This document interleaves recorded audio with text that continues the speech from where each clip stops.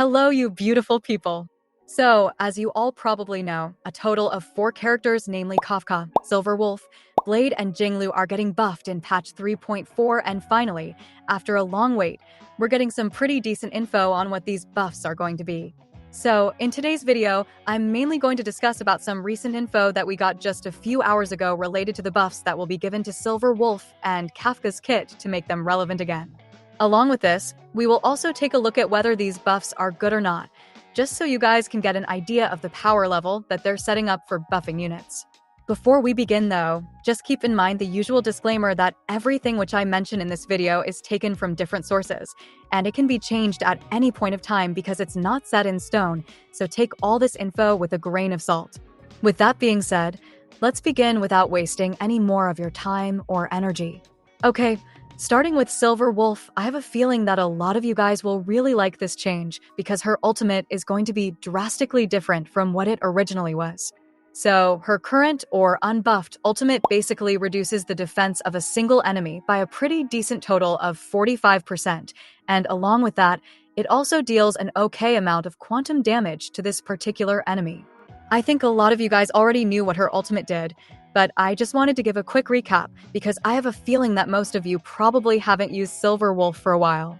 Now, after the buffs, her ultimate is miles better than it was before, and I swear I'm not even exaggerating here. Firstly, I think we all saw this one coming, and now her ultimate will reduce the defense of all the enemies on the field by a total of 45% instead of a single target.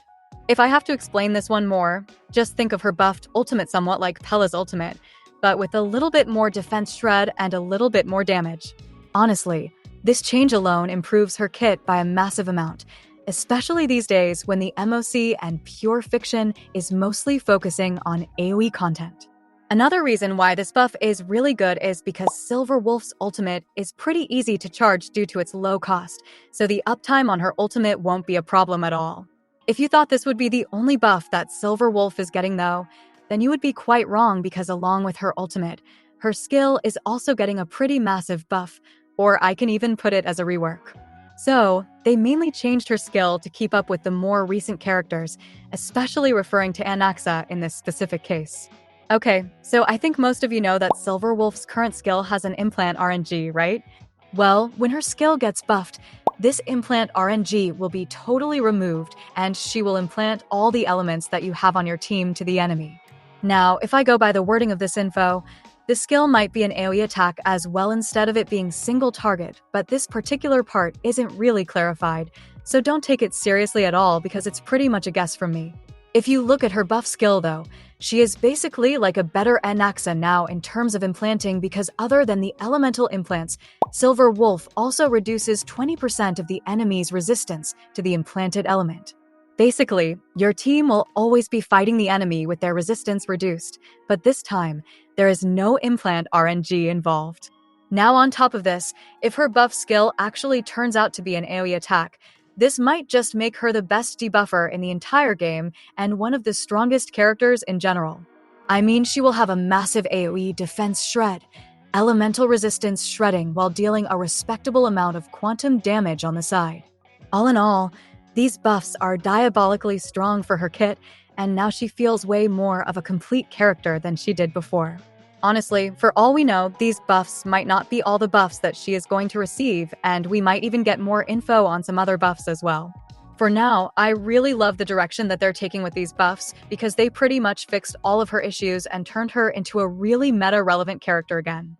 Speaking about fixing issues though, we know that the DOT archetype has been rotting for a while, but Kafka is also getting buffed in the same patch, and so moving on, let's take a look at these buffs. Now, let me preface that the info that we got on Kafka's buffs isn't really a lot, but the source for this info is considered one of the most reliable sources, so the chances of this info being true is really high. So, this source just said that whenever you trigger Kafka's follow-up attack from her talent, this follow-up will also trigger all the DOTs present on an enemy while applying Kafka's own lightning DOT as well. This is, in my opinion, a really strong buff because she can trigger her follow-up attack as often as her skill, and this single change increases the detonation of her DOTs by a decent amount. I think I can confidently say that Kafka's main issue right now is that even though she implants DOTs, it's limited to a certain extent, and she doesn't really have a strong partner to abuse either. I know Black Swan exists, but she is definitely going to be a part of the next set of buffs, because she isn't really doing that good either. I'm assuming the rest of Kafka's buffs are going to work similarly to the buff that I just mentioned, like improving the multiplier of her DOT detonation on her skill because it's only 75% of the total damage.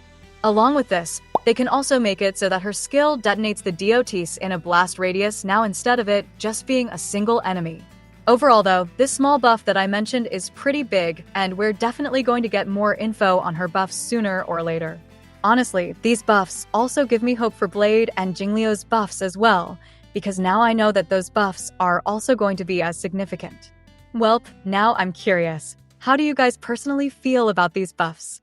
Also, if you ended up watching until the end, you might want to consider subscribing as well. With that being said, I just want to say I love y'all and I will see you in another one.